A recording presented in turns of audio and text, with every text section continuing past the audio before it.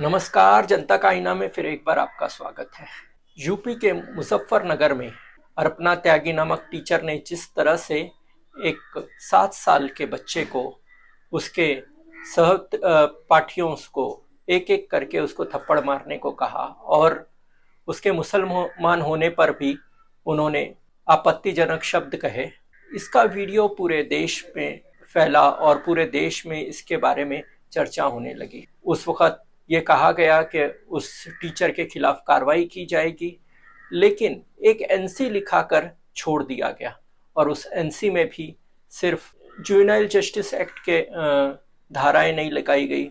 जो सांप्रदायिक सलोखा बिगाड़ने की बात की गई थी उसमें वो भी नहीं लिखाया गया। और इसके बारे में बहुत सारा शोर मचने के बाद जो केस दर्ज किया गया, वो केस ठीक से दर्ज नहीं किया गया, उसमें ये सब धाराएं नहीं लगाई गई, उस केस को रफा दफा करने की कोशिश की गई। इस पूरे मामले के बारे में महात्मा गांधी के पोते तुषार गांधी ने एक याचिका सुप्रीम कोर्ट में दर्ज की और उन्होंने कहा कि इस तरह के मामले में कड़ी कार्रवाई होनी चाहिए। उनकी याचिका में आज उसकी सुनवाई हुई और पिछले जब सुनवाई में यूपी सरकार को अपनी रिपोर्ट देने के लिए कहा गया था कि उन्होंने क्या कार्रवाई की, तो आज जो यूपी सरकार ने रिपोर्ट दी है उससे साफ जाहिर होता है कि इस मामले में यूपी सरकार ठीक से काम नहीं कर रही है और जो धाराएं लगानी चाहिए थी, सेक्शन 75 जुवेनाइल जस्टिस एक्ट का, 153A जो सांप्रदायिक सौहार्द बिगाड़ने के लिए लगाया जाता है, ये सब धाराएं लगाई नहीं गई। उसके बाद राइट टू एजुकेशन में एक्ट में क्या क्या वायलेशन किया गया है उसके बारे में, क्योंकि किसी भी बच्चे को मारना पीटना या उसको किसी भी तरह से मानसिक या शारीरिक पीड़ा पहुंचाना, ये भी आरटीआई के अंतर्गत गुनाह है, जुवेनाइल जस्टिस एक्ट के अंतर्गत गुनाह है, तो इसमें भी उल्लंघन किया गया। तो ये सब इतने बड़े उल्लंघन होने के बावजूद भी पहले तो एक एनसी लिख के छोड़ दिया गया और उसके बाद 2 हफ्ते के बाद आधी अधूरी धाराएं लगाकर उस केस को रफा दफा करने की कोशिश की।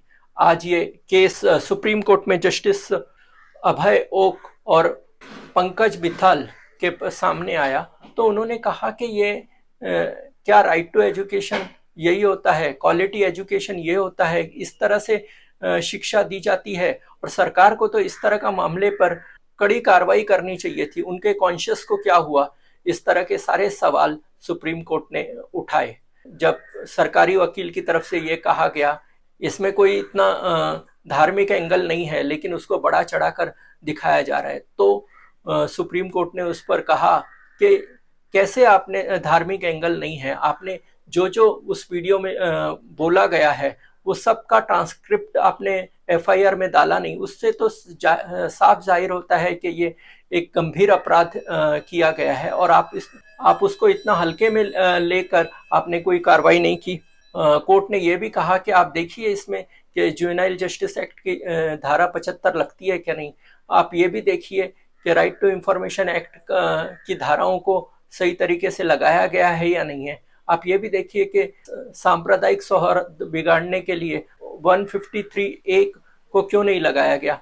और उन्होंने आदेश दिया कि अगली सुनवाई उन्होंने रखी है और उसके पहले तक यूपी सरकार को आदेश दिया है कि एक पुलिस इंस्पेक्टर के लेवल के अधिकारी को इसकी जांच के लिए दिया जाए और जांच करते वक्त पुलिस ऑफिसर इन सारे पहलुओं पर ध्यान देकर, उन सारे पहलुओं को देखकर ही किया जाए। तो इस तरह का सांप्रदायिक माहौल चल रहा है और लगातार यहाँ तक कि पार्लियामेंट में एक एमपी मुसलमानों के खिलाफ आग उगलता है और उस पर कोई कार्रवाई नहीं होती है। फिर लगातार ऐसे मामले होते रहते हैं, लेकिन सरकार की तरफ से कोई पे संवेदना नहीं होती है, कोई कार्रवाई नहीं होती है, उल्टा जो भी दोषी है उनको छोड़ दिया जाता है। अर्पणा त्यागी ने भी जिस तरह से ये किया है, पूरी तरह से बच्चों को गलत शिक्षा, तो कोर्ट ने ये भी कहा कि इस जो बच्चे के साथ इस तरह से किया है उसको एक काउंसलर के पास भेजा जाए और उसके दिमाग में जो प्रभाव पड़ा है उसके बारे में उसको रिहेबिलिटेट किया जाए, उसको अच्छे स्कूल में डाला जाए। अभी ये स्कूल में तो वो पढ़ने लायक ही नहीं है। और उन्होंने यहाँ तक भी कहा जो बच्चों के दूसरे बच्चों के पेरेंट्स हैं, जो बच्चों ने इस बच्चे को मारा है, उन बच्चों का भी काउंसलिंग करना चाहिए। क्या ऐसे द्वेष के आधार पर, नफरत के आधार पर हम समाज बनाना चाहते हैं और इस तरह से बच्चों को नफरत सिखाएंगे क्या? तो इस तरह का पूरा ये मैटर हुआ है। सरकार ने ये भी कहने की कोशिश की, ये तुषार गांधी का कोई लोकस नहीं होता है, वो कौन होते हैं कोर्ट में आने के लिए, उनकी बात क्यों सुनी जाए, उनका क्या लेना देना है। तो कोर्ट ने कहा कि इतना बड़ा मामला हो गया है, आपने धार्मिक भेदभाव किया गया है और इस तरह से धार्मिक एंगल इसमें है, और आपने, सरकार अगर कोई कार्रवाई नहीं करती है तो कोई भी आ सकता है, आप लोकस पे क्यों जाते हो? आप ऐसे समझिए कि ये सुमोटो पिटीशन है और ऐसे मामलों में आपका कॉन्शियस जागना चाहिए, तो आप लोकस की बात करते हो। तो इस तरह से भी कोर्ट ने फटकार लगाई। कोर्ट ने कहा कि ये बहुत ही निंदनीय चीज हुई है और इस पर कड़ी से कड़ी कार्रवाई होनी चाहिए। और अपना आदेश देते हुए कोर्ट ने ये साफ तौर पर कहा है कि जिस तरह से ये पूरा अपराध हुआ है और जिस तरह से इस अपराध को छुपाने की कोशिश की गई, जिस तरह से एफआईआर पहले नहीं लिखा गया, सिर्फ एनसी लिखा गया, एनसी में साफ तौर पे लिखा था कि ये धार्मिक मामला है, लेकिन जब 2 हफ्ते के बाद एफआईआर लिखाया गया तो उसमें धार्मिक मामला को हटा दिया गया। ये भी चीज़ है जिस पर पूरी इंक्वायरी होनी चाहिए और ये साफ होना चाहिए कि इस तरह का मामला बहुत ही गंभीर है। सरकार को जो करना चाहिए था वो सरकार ने तो बिल्कुल नहीं कहा और समाज ने भी उसको दबाने की कोशिश की। राकेश टिकैत से हाल ही में मैंने अपने इंटरव्यू में कहा था कि आपने उनको एफआईआर वापस लेने की बात क्यों कही गई? जो गलत करता है उसको तो सजा मिलनी चाहिए। तो उन्होंने कहा कि नहीं, जब समझौता हो गया तो फिर दोनों तरफ से मामला सुलझ जाना चाहिए। लेकिन समझौता ऐसे होगा, जो दोषी है उसको सजा नहीं दोगे और उसका दोष छुपा दोगे। अगर यही यही मामला अगर किसी मुस्लिम टीचर का होता तो पूरा देश में हंगामा मच जाता, ऐसी टीचर को तुरंत जेल में डाल दिया जाता और पूरे देश का कॉन्शियस जाग जाता।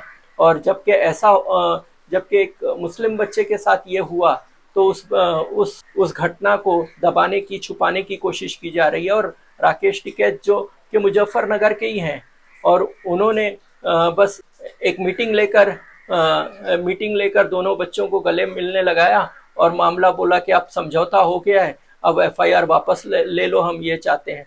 तो इस तरह का कानून क्या ये खुद चलाने लगे हैं? और इस तरह का जो इंसाफ अगर नहीं होता है और आप ऐसे समझौते कराकर अपनी राजनीति करना चाहते हैं तो ये एकदम गलत है। मुजफ्फरनगर में पहले भी दंगे हुए थे और ऐसे माहौल में इस पीड़ित परिवार के साथ रहने की बजाय इस तरह के समझौते कराना बहुत ही वो किसान आंदोलन में कितने भी बड़े नेता हों, लेकिन इस मामले में जो उन्होंने किया है वो बहुत ही निंदनीय है, ऐसे ही मैं कहूँगा। तो ये वीडियो आपको कैसा लगा? अगर अच्छा लगा तो लाइक कीजिए, शेयर कीजिए और देखते रहिए जनता का आईना। इस केस में भी आगे जो भी होता है हम आपको खबर देते रहेंगे। और ये वीडियो पर आपकी क्या राय है आप कमेंट बॉक्स में ज़रूर रखिए। तो देखते रहिए जनता का आईना।